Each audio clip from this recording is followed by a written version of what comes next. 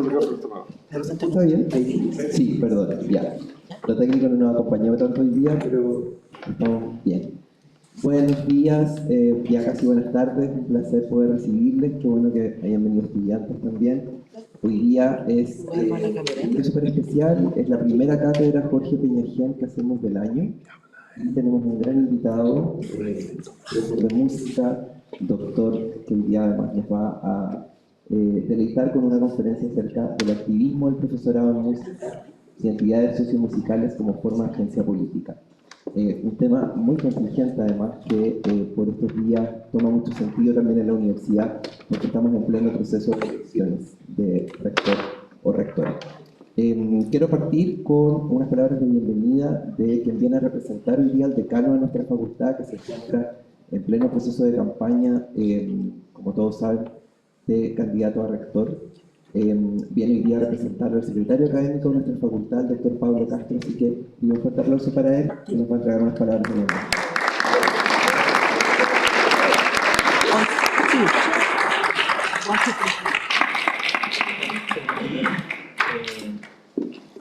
Quiero saludar en primer lugar a los estudiantes que están acá, la directora de la Escuela Experimental de Música. También saludar al director de departamento, a Lina Barrientos como representante del directorio. ¿Ahí se escucha? Sí. Y por supuesto saludar a nuestro invitado. En nombre de la Facultad de Humanidades de la Universidad de La Serena, que alberga esta cátedra, les doy la bienvenida, como les decía recién, a esta conferencia organizada por la cátedra. Permítanme, voy a empezar con una historia muy breve, pero que creo que me permite relacionar con lo que nos va a exponer el doctor Ángel Alvarado. Hace un tiempo, hace algunos años, tuve la oportunidad de colaborar con una profesora, una investigadora en educación física, y con ella aprendí lo siguiente, aprendí que la educación física muchas veces había sido utilizada como un modo de disciplinamiento del cuerpo, o que se la había quizás un poco banalizado considerando la educación física solo asociada a la salud, y que de hecho es el enfoque predominante hoy en día. Con ella aprendí que desde una perspectiva crítica, a propósito, por ejemplo, de Paulo Freire, uno puede entender las disciplinas también como formas de formar, en el caso particular de la educación física, que en ese momento para mí podría haber sido homologable a la educación musical, en el sentido de ser algo muy especializado.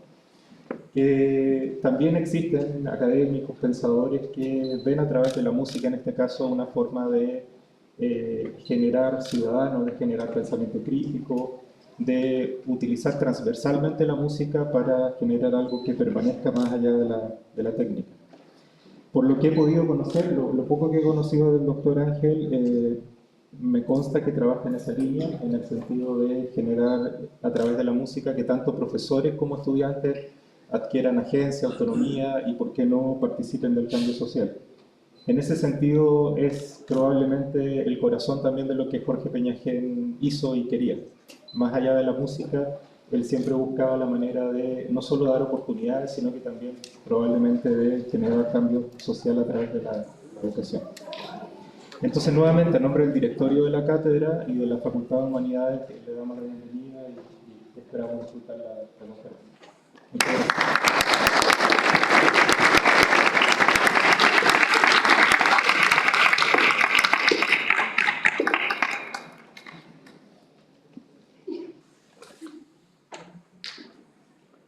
Bueno, para continuar con la actividad, vamos a presentar la intervención musical de hoy. Se trata de la Camerata Vocal Femenina de la Escuela Experimental de Música Jorge Peñajian, dirigida por la profesora Fabiola Arriagada. Ellos nos van a interpretar dos canciones. Canción mixteca, popular mexicana, un arreglo de Sergio Galán Parro, y una canción de la película Los Coristas, de Bruno Coulet. Por favor, los recibimos con un muy fuerte aplauso.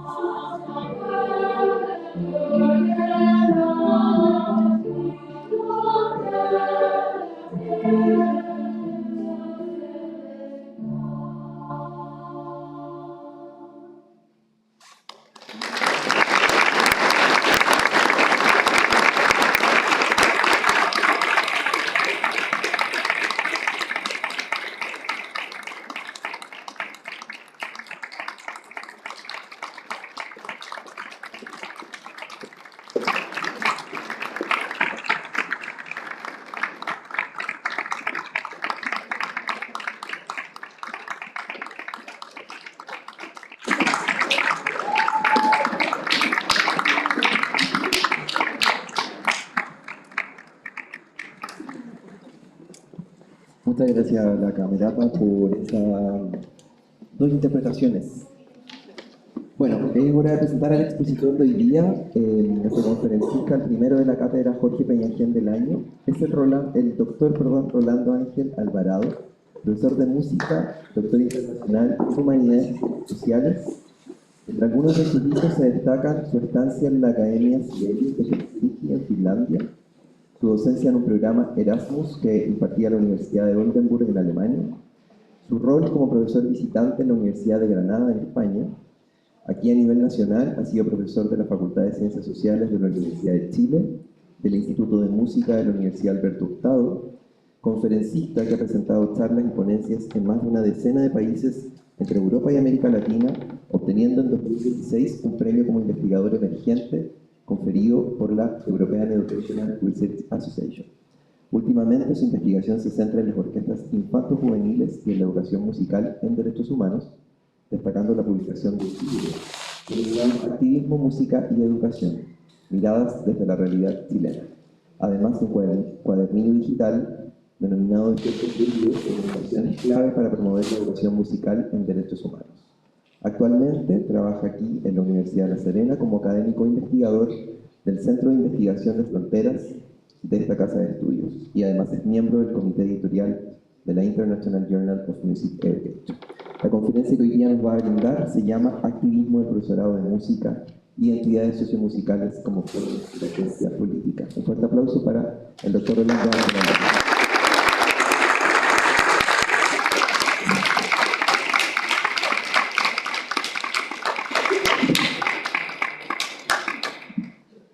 Muy buenas tardes. Un gusto estar aquí. Muchas gracias por la invitación. Quiero saludar al estudiantado principalmente, también al profesorado, a las autoridades presentes, a las personas que no pertenecen a la universidad y nos visitan, también un cordial saludo. Y agradecer por las gestiones realizadas por el Departamento de Música, por las personas que son responsables de la cátedra Jorge Peñafiel, especialmente a Valesca por todo el contacto, por establecer contacto para poder realizar esta actividad, a Manuel también por toda la coordinación, por la gestión. Agradecer al coro, que ahora me siento mal yo poniendo después del coro, después de tan bonita presentación, como que fue una presentación tan bonita y después viene lo fome. Me siento un poco así, pero bueno, intentaremos estar a la altura. Y como bien dicen, la presentación tiene que ver con activismo, tiene que ver con identidades sociomusicales, y entre medio aparecen otros conceptos que van a ser educación en derechos humanos, agencia. Son conceptos que irán apareciendo dentro de esta charla. Bueno, eso se va cambiando solo, ya me presentaron. El activismo, comenzaré desde allí, tiene que ver con con el reconocerse que uno es factor de cambio. Eso tiene que ver el activismo, en palabras simples. Claramente podemos profundizar mucho desde la teoría y referirnos a muchos elementos del activismo, pero en palabras simples tiene que ver con que reconocerse que somos factores de cambio. Y el activismo, por lo tanto, no se puede desprender de la agencia. Por eso el título tiene que ver con agencia política. Porque la agencia es la que nos permite movilizarnos por una causa, que en general nos movilizamos cuando sentimos que hay sistemas de presión o sistemas que están que precarizan ciertas situaciones o que afectan a comunidades vulnerables. En esas circunstancias es cuando nos movilizamos. Esa movilización tiene que ver con la agencia. La agencia no la podemos desprender del activismo.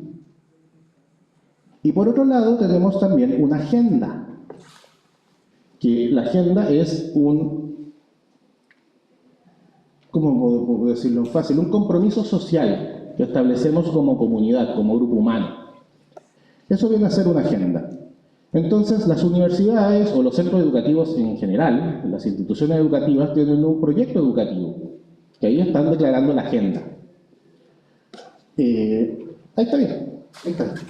Ahí están declarando la agenda. Todas las organizaciones sociales de alguna u otra manera tienen una agenda.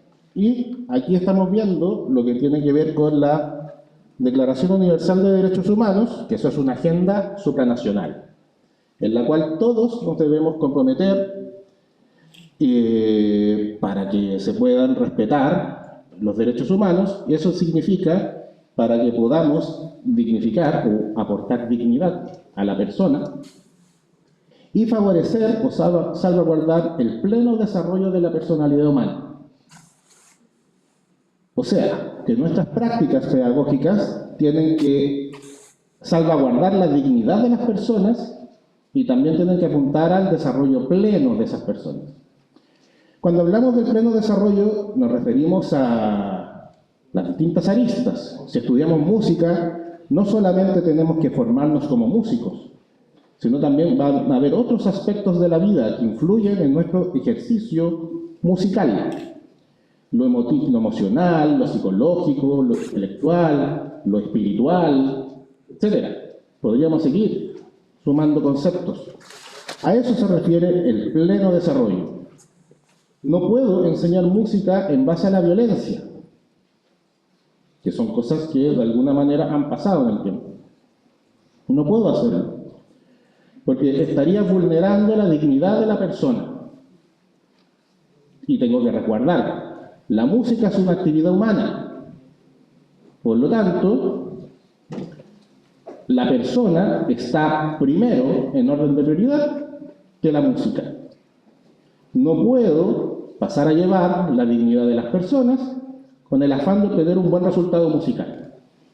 Al contrario, tengo que buscar tener un buen resultado musical preservando o resguardando, velando por la dignidad de esas personas que participan en el acto musical. Por eso los derechos humanos es un aspecto tan importante. Y se entiende desde la educación en derechos humanos, que tiene que ver con la posibilidad de transformación social, el respeto cívico, el ejercicio de ciudadanía. Todo eso tiene que ver con activismo, de alguna manera. Nos movilizamos desde la agencia para ofrecer una educación que dignifica a la persona y fomenta el pleno desarrollo de la personalidad humana. ¿Podemos avanzar a la próxima? Desde allí es que podemos hablar de que existe la educación musical activista, que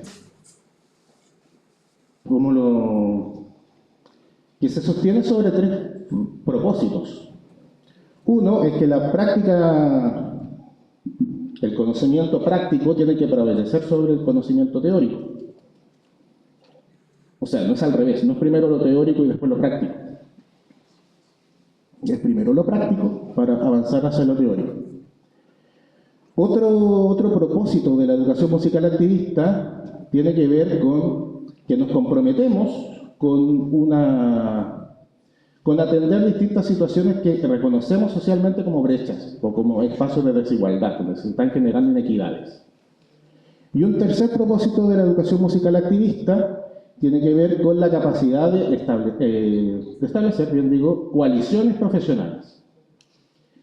Aquí me quiero detener, sucintamente, en lo que es la figura de Jorge Peñafiel, porque de alguna manera cumple estos 3 propósitos. Y damos cuenta de que estos 3 propósitos se elaboraron sin pensar en Peñafiel. Pero cuando me invitan a esta conferencia me doy cuenta que se cumplen estos 3 propósitos. ¿Por qué se cumple el primero, que tiene que ver la práctica por sobre la teoría? Porque Peñafiel fue el que introdujo el método Suzuki en las poblaciones, por decirlo de alguna manera. Trajo el método Suzuki a Chile. Él se formó por Shinichi Suzuki en Estados Unidos. Hasta el momento no sé si hay otra persona que también lo estaba usando antes que él. Y he hablado con otros directores de la época y reconocen como que Peñafiel fue el primero, el que trajo el método Suzuki. Y la filosofía Suzuki tiene que ver eso, que el conocimiento práctico es lo primero y después viene la teoría. Y la teoría viene mucho después. La idea es estar 5 años solamente con práctica. Que eso es algo que se le critica mucho al método Suzuki, pero eso ya va para otra conferencia. El segundo propósito también lo cumple Peñafiel, porque él atendió o concibió las prácticas orquestales infantiles desde una manera democrática, buscando la democratización cultural. Entonces, más allá de las condiciones personales que pudiera tener el estudiante en particular, podía participar en estas orquestas. Se les entregaban los instrumentos, o sea, se buscaba la manera de reducir las brechas. Y de alguna manera, no me consta que específicamente esto haya pasado por la mente de Peñafiel, pero sí pasó con otros directores o personas similares a Peñafiel que empezaron a surgir en Brasil especialmente, como Alberto Jaffe, que se preocupaban de que se formaran los niños en el mundo orquestal para contar con músicos en el futuro, porque los países demográficamente no estaban teniendo la cantidad de músicos que se necesitaban para levantar orquestas. Entonces, de alguna manera, no sé si eso pasaba por la mente de Peñafiel, pero de alguna manera también aportó, porque después en los 90, el 35% de los músicos que participaban en las orquestas sinfónicas habían sido formados aquí en La Serena por el proyecto de Jorge Peñafiel. Y las coaliciones profesionales también las cumple Jorge Peñafiel, porque también intentó, o se movilizó, mejor dicho, para que surgieran orquestas en otras ciudades del norte de Chile. Antofagasta, Copiapó, Ovalle, por nombrar algunas. Entonces estableció alianzas. La que tengo más información es la alianza con la sede de Antofagasta de la Universidad de Chile, que esa es un buen ejemplo de coalición profesional. Esos son los propósitos de la educación musical activista, pero luego avanzamos hacia una educación musical en derechos humanos. Y ahí hay un código QR que ustedes pueden utilizar y pueden descargar ese cuadernillo digital que se nombró al principio, el Desierto Florido, que se sostiene sobre 5 pilares que tiene que ver con el pluralismo, eso que la educación musical tiene que ser abierta, en que no hay que dignificar las distintas músicas porque son manifestaciones de las personas, o sea, no podemos criticar de manera peyorativa algunos repertorios, aunque no nos gusten, tenemos que aceptar porque da cuenta de una expresión cultural de un grupo humano. El socioconstructivismo es importante porque nos abre también al mundo de la creatividad, de la improvisación, de la composición y del trabajo colectivo en esas dimensiones. O sea, no solamente es creación, es co-creación, por ejemplo. El socioconstructivismo tiene que ver con que hacemos música de manera colectiva, participativa, y nuestras pedagogías deberían apuntar hacia esa línea. La tercera tiene que ver con la gestión, que es principalmente el liderazgo, la capacidad de liderazgo que tiene el profesorado para convocar a sus estudiantes. Tenemos que desarrollar un liderazgo y tenemos que de alguna manera gestionar proyectos en el aula, en la institución educativa, y también si se puede hacer exteriorizar aquello, externalizar también, maravilloso. La interconexión profesional, hacer redes entre profesores, porque en el mundo se ha documentado de que el profesorado de música es muy solitario, se aísla. Y eso pasa también por cuestiones sistémicas, porque en general las escuelas contratan solamente un profesor de música. Y eso no solamente pasa aquí en Chile, pasa en distintos países del mundo. Entonces, claro, un profesor de matemática tiene otros colegas de matemáticas dentro de su institución, pero en música no pasa siempre eso. Y si hay 2 profesores de música, uno es para la básica y el otro es para la media, entonces tampoco comparten. De ahí es importante participar en coaliciones profesionales. Y eso no quiere decir que hay que hacer necesariamente algo formal, tipo FLADEM o ISME. Podemos perfectamente juntarnos con nuestros pares de la universidad, con quienes egresamos, cada cierto tiempo y discutir temas de pedagogía, temas de evaluación, temas de gestión del aula, etc. Y el último pilar que no es el último serán los primeros, el último es la columna vertebral de los pilares, que es la reflexividad. Y eso es un concepto también muy, muy complejo, pero en palabras simples tiene que ver con que reflexionamos para mejorar nuestra relación con nuestra comunidad educativa de manera periódica. O sea, tengo ciertas limitantes para enseñar un contenido, por ejemplo, abordar un contenido en el aula. Desde la reflexividad empiezo a pensar en distintas dinámicas para abordar esa situación. Tengo casos de bullying dentro del aula y tengo que atenderlos, resolverlos. Desde la reflexividad veo también cómo puedo, de alguna manera, establecer acciones para corregir esas conductas de bullying dentro del aula y alcanzar un mejor clima. Vamos a avanzar a la próxima, por favor. Todo eso tiene que ver con activismo, educación musical y derechos humanos. Y ahí nos lleva al último concepto, que tiene que ver con las identidades sociomusicales. Y que esto se conecta con lo anterior, porque la identidad sociomusical reconoce que tenemos un pasado, un presente y un futuro. Lo podemos ver desde la línea de tiempo y el estudio de las identidades sociomusicales, lo ideal es que sean estudios de largo aliento para poder justamente evaluar esa temporalidad del pasado, el presente y el futuro. Tiene que ver, las identidades sociomusicales parten de la base de que tenemos un capital sociomusical. O sea, nosotros compartimos música. Podemos compartir música de distintas maneras, podemos intercambiarnos partituras, podemos decir, mira, a mí me gusta esta canción, ¿la quieres escuchar? Es una manera de compartir también. Podemos participar en un proyecto colectivo donde creamos juntos y de ahí estamos haciendo música de manera colectiva. Todo eso se va transformando en capital y de alguna manera va influyendo en la construcción de nuestra identidad. Y ese es el punto importante.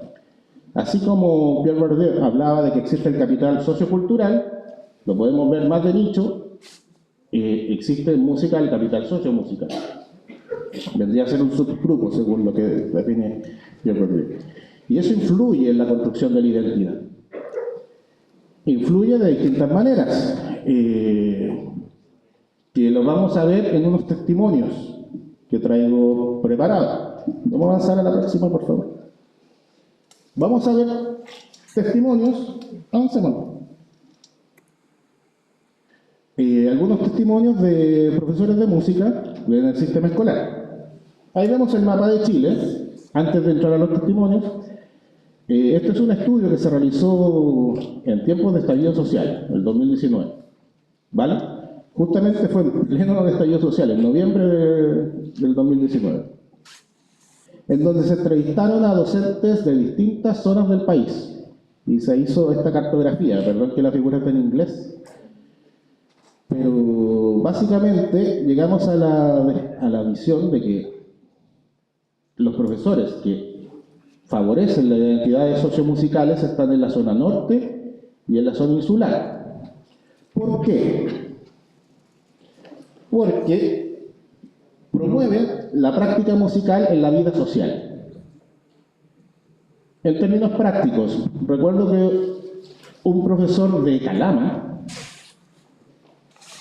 me decía, yo trabajo la cumbia en la sala de clases. ¿Por qué trabajas la cumbia? Porque tengo estudiantes de Argentina, de Bolivia, de Perú, de Venezuela, de Chile, y la cumbia es el lenguaje común. Todos se encuentran en la cumbia. Entonces, mi punto de partida es la cumbia. Esa es una práctica en la vida social, en la vida cotidiana.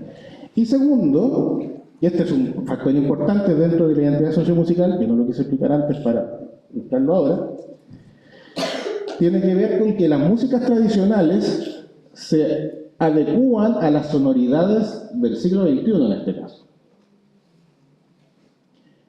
Y en la zona norte es muy común escuchar música, por ejemplo, Iyapu, las bandas como Iyapu, en donde hay una apertura a que las sonoridades tradicionales de alguna manera abrieron para también incluir las sonoridades actuales. No sé si ya puse el mejor ejemplo, pero hay un estudio de Bernardo Guerrero en que habla de la cumbia en las comunidades aymaras y cómo los sintetizadores que usa la cumbia de alguna manera emulan las sonoridades de los aerófonos, de los sikus, las quenas, etc. Entonces, allí hay una visión sociomusical. Por eso ocurre que en la zona norte el profesorado de alguna manera fomenta las identidades sociomusicales. En la zona insular también ocurre porque el profesorado admite que los estudiantes no participan en la clase de música si esta no se plantea desde la vida social. Ellos necesitan que los distintos repertorios estén presentes en los distintos festivales, en los distintos encuentros sociales que se hacen dentro de la comunidad. Necesitan tener participación. No quieren que los repertorios solamente queden en el aula. Y los profesores de música en general son del Conti, por decirlo de alguna manera. Entonces como que tampoco se sienten muy bien recibidos, como que se tienen que adaptar a las normas de la comunidad. Y también empiezan a incorporar distintas sonoridades actuales, las empiezan a incorporar dentro de los repertorios. Entonces me acuerdo de un profesor de Juan Fernández, decía que había un vals que los estudiantes lo querían transformar en reggaetón y lo hicieron. Hubo una adecuación. En cambio, en la zona central, la práctica es más individualista. Es como el estudiante y su partitura. No hay una práctica social. El foco se centra en eso, el estudiante y su partitura. Y las músicas tradicionales se tratan de mantener en la tradición, sin incorporar nuevas sonoridades, por lo menos eso es lo que dijeron nuestros informantes. Claramente, acá todos podemos conocer casos distintos, pero lo que dijeron los informantes es que la música tradicional no se mezcla con nuevas sonoridades. Y en la zona sur yo diría que fue lo más curioso, que había derechamente profesores que decían que no enseñaban la música local porque estaba pasada de moda. Y los repertorios que más prevalecían eran Jesse Joy, se me olvidó el nombre de un cantante, pero uno de barba, mexicano, que se parece a Jesucristo. Marco Antonio Solís. Eso era lo y se repetía mucho, además de la ranchera. Se repetía mucho en eso. ¿Podemos pasar a la próxima? Entonces ahora vamos a los testimonios y vamos a entender. La profesora de Bixby, a ella le tocó un caso. Tenemos que recordar que mientras Chile estaba con el estallido social, en Bolivia había un golpe de Estado. Estaba ocurriendo esa situación en el mismo momento. Y tenemos que entender que en su colegio, un colegio que hace patria, es una institución escolar chilena, pero que solamente tiene estudiantes bolivianos. ¿Vale? Entonces, ella decía, los niños estaban viviendo una situación compleja porque tienen tele en su casa. Hay una situación compleja en Bolivia y en Chile. Y los niños llegaron comentando toda la cuestión. Yo empecé a pasarles el derecho de vivir en paz. Partí con 3 preguntas generadoras, solo hice las preguntas y se dio una discusión súper rica. Allí la profesora está atendiendo una situación puntual que ocurrió en el aula. Probablemente no estaba en su planificación, pero ella la atendió porque los estudiantes tenían una ansiedad, estaban manifestando nerviosismo sobre lo que estaba ocurriendo, porque esos estudiantes, luego cuando llega la enseñanza media, tienen que emigrar, ya no pueden seguir en esa institución, o se van al internado en Arica o se van al internado en La Paz. Entonces hubo una cosa muy contingente que tuvo que atender. Esas situaciones dan cuenta de una agencia política, ese es el concepto. Porque la profesora se movilizó para atender la situación emocional que estaban viviendo los estudiantes, desde un punto de vista político. Después, en el resto de la historia, la dirección escolar la acusó de que estaba ideologizando y toda esa historia puede seguir. Pero la profesora de alguna manera se movilizó. Segundo caso, de un profesor de Cochamó, en el sur. Y por la experiencia que he tenido con mis colegas a lo largo de Chile, y la que tuve como escolar también, la mayoría de los profesores de música que conozco son malos profesores. Esa es otra visión. Pero también es un posicionamiento político. También hay una agencia política, en donde el profesor dice, son todos malos profes, pero yo no quiero ser mal profe. Pero ¿qué lectura podemos hacer allí también? De que, de alguna manera, el desprestigio a la carrera de profesor de música o a la pedagogía en música ya es una cuestión intergeneracional. Porque si yo, como profesor de música, pienso que mis colegas del pasado lo hacían mal, pucha, ¿qué queda para alguien que no se dedica a la pedagogía en música? Si yo, que soy el profesional, pienso que todos lo hacían mal, lo más probable es que alguien que no tiene nada que ver con la pedagogía en música, pero que vivió malas experiencias, sea sumamente crítica con que la educación musical esté presente en el currículum. ¿Y qué pasará también con los profesores del futuro? ¿Qué opinarán sobre nosotros? ¿Seremos buenos? ¿Seremos malos? ¿La educación musical habrá cambiado en los últimos 30 años? O sea, ¿seguirá haciendo lo mismo? ¿Seguiremos viendo la pirámide de la redonda, las 2 blancas, las 4 negras? ¿Seguiremos viendo esa pirámide o no? Yo aprendí así. Esas son cosas que nos llevan a pensar. Vamos a avanzar, por favor. Bueno, en contextos universitarios pasa algo similar, que este ya es otro estudio que se llevó a cabo entre el 2023 y el 2025, en donde se evaluaron las carreras de pedagogía en música, y principalmente qué estaba pasando con los estudiantes de pedagogía en música. Pero ojo, esto no tiene que ver con cualquier estudiante, porque también se dictaron talleres para que los estudiantes de pedagogía incorporaran esos pilares de la educación musical en derechos humanos. El pluralismo, el socioconstructivismo, la gestión, interconexión profesional y reflexividad, para que lo incorporaran.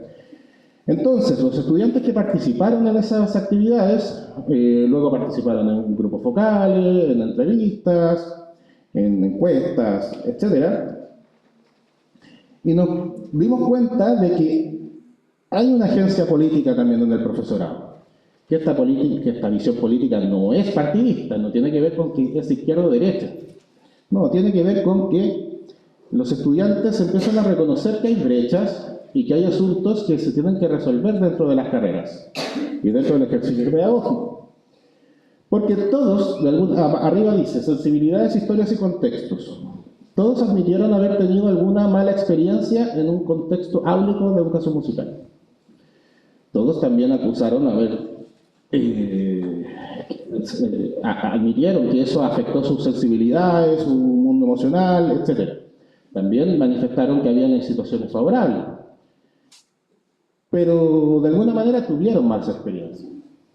Y eso influye en sus sistemas de creencias y también en sus prácticas pedagógicas, por eso dice experiencia.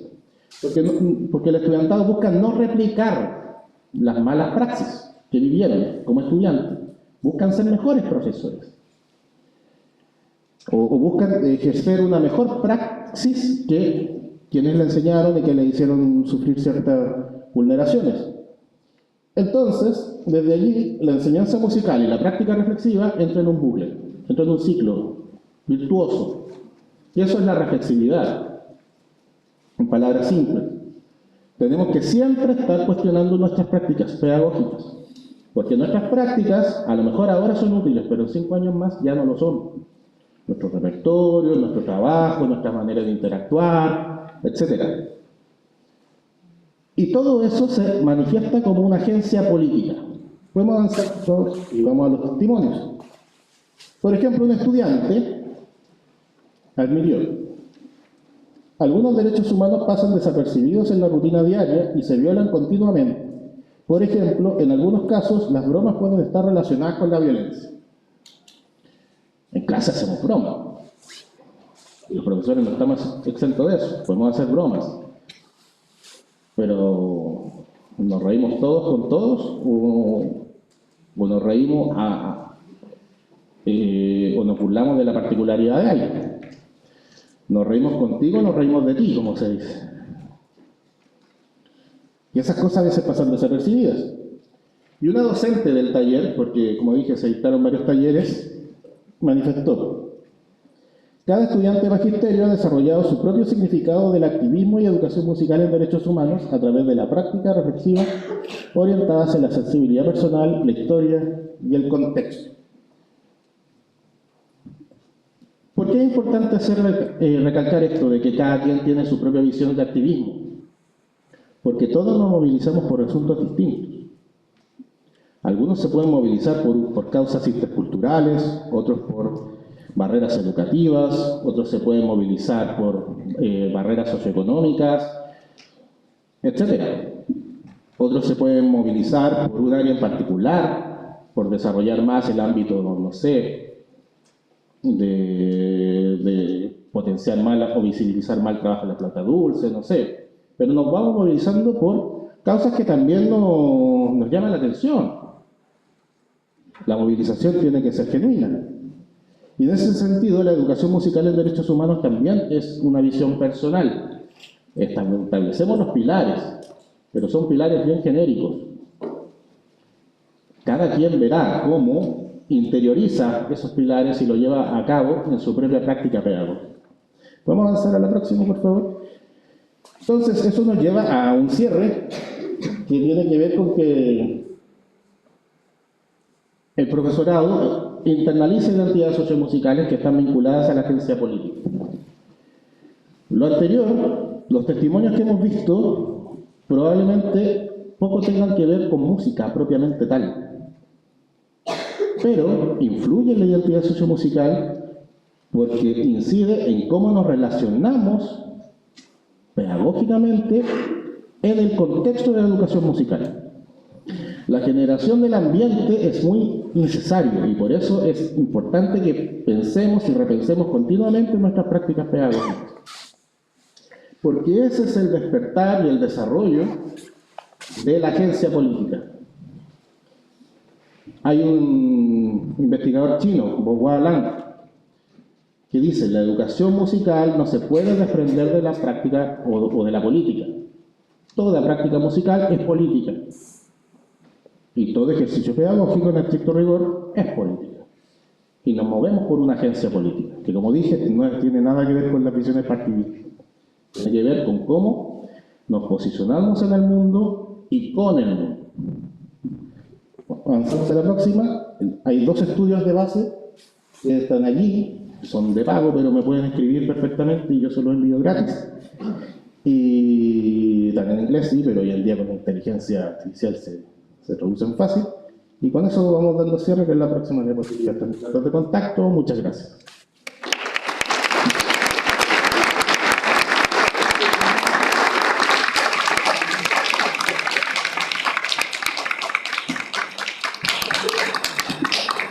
Muchas gracias al doctor Rolando Ángel Alvarado por esas palabras, definitivamente muy interesante, muy contingente también, sobre todo el tema de los derechos humanos, creo que es importante.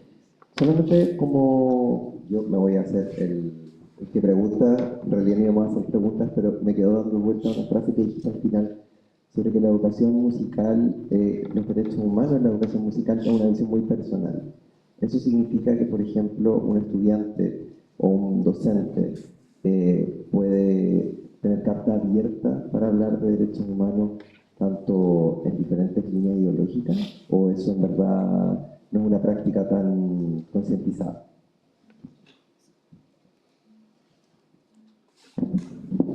Claro, me refiero a que es personal porque la educación musical o la pedagogía en música es demasiado subjetiva. A ver, por ejemplo, hay en el currículum, en la teoría curricular, generalmente se habla de un triángulo didáctico, donde está el profesor, el conocimiento y el estudiante. Y se habla de que esos tres, esa triada es la que constantemente interactúa. Y eso hace mucho más objetivas las distintas relaciones. Y ese triángulo didáctico podríamos decir que se aplica fácilmente en las matemáticas, que es una asignatura que se somete a evaluaciones estandarizadas. Pero en música no nos sirve ese triángulo didáctico, porque hay un factor, o hay una serie de factores culturales que también inciden dentro del aula. Como fue el caso de Vivir, que fue una situación en particular y que se aprovechó de trabajar un repertorio. Entonces ahí tiene que ver con las subjetividades, porque hay decisiones que vas a tener que tomar sobre la marcha. La planificación la tienes que hacer también tomando en cuenta tu propio contexto educativo, porque van a haber variantes culturales. En ese sentido, el currículum tiene que ser bastante flexible y abierto para que el profesor tenga la libertad de escoger sus propios repertorios, sus propias medidas, sus propias prácticas pedagógicas, estrategias pedagógicas. Por eso me refiero de que hay una subjetividad que es importante tener en cuenta dentro de la práctica de la pedagogía en música. Y todo se puede plantear como, en la educación musical en derechos humanos, se debe plantear como pilares, pero flexibles y abiertos. De manera que el profesorado pueda incorporarlos de una manera más libre dentro de su práctica. Eso. Gracias. Muchas gracias Rolando. Espero que hayan disfrutado hoy día esta conferencia, sobre todo los estudiantes. Creo que es súper importante que ellos hoy día reciban esta información en medio también de su formación que están teniendo tanto en la escuela como los estudiantes de acá del departamento. Queremos invitar a la profesora Vanessa Cabrera que le haga un pequeño regalito al doctor Rolando Ángel Alvarado por su participación de hoy día.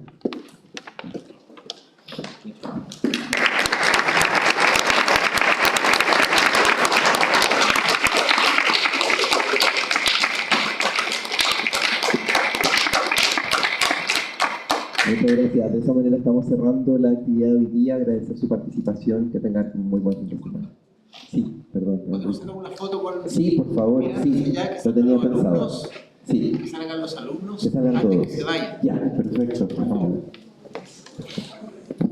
para que estamos escribiendo.